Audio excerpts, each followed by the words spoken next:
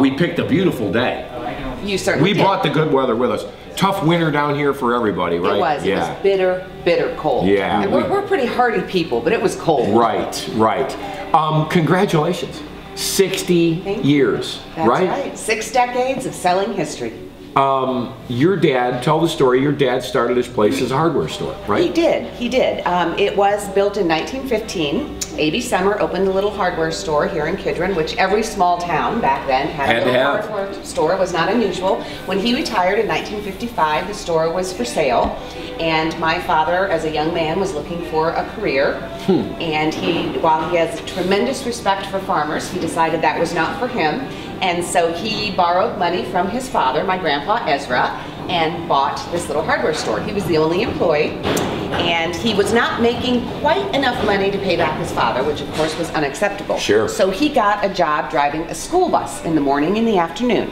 Now he needed somebody to watch the store, which was about 1,000 square feet, while he was picking up the children. So he hired his father, his banker, as his first employee. Good move. And then he hired his brother and his sister and a longtime family friend, and for many years it was the 5 of them. Dad worked 6 days a week, 12 hours a day. Wow. He'd work in the store, and then he'd load up his pickup truck and deliver appliances and products to the local people, many of whom were Amish, until literally the lights in the farmhouses went out, and then he went home to sleep and get up and do the school bus route and work in the store. And then over the years it grew and grew, and I believe that the 2 things that made Lehman's what it is today were Dad's original goals. He wanted to preserve the past for future generations. If you ask him, he'd say, I like old stuff. And so even though every small town had a store doing that in 1955, he was determined to keep doing it regardless of what went on in the world.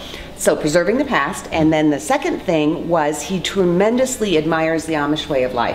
Wanted to make sure that they had the products that they needed to maintain that way of life.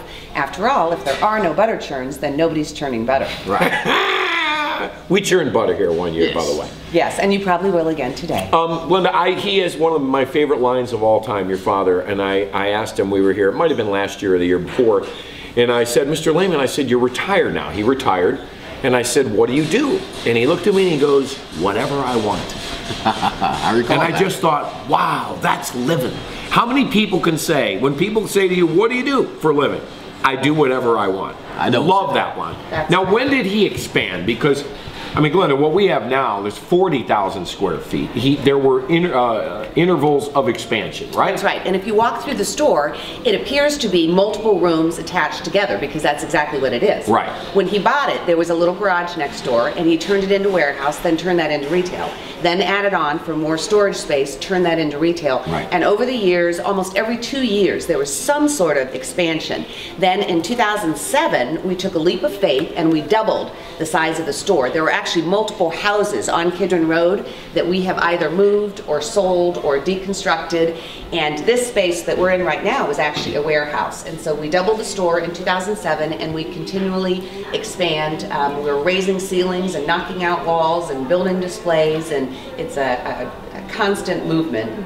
I think the amount of, for lack of a better word, stuff that you guys have in here is unbelievable. I mean, to keep track of it all has to be unbelievable. Tell everybody just a quick of what stuff is in here right now. Sure.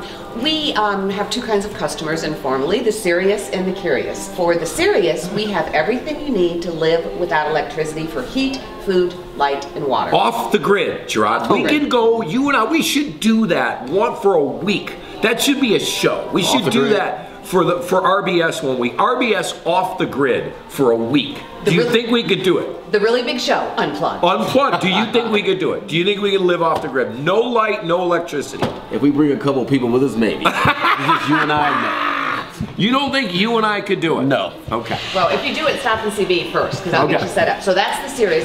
Then for the curious, people perhaps like myself, I don't particularly want to live off the grid. However, I like authentic, practical, well-made, made in the USA, things that have a purpose. I have a butter churn. I've churned butter a couple times, but it makes a lovely daffodil vase too. She's buying Land O'Lakes with me, okay? I'm at Acme buying my Land O'Lakes.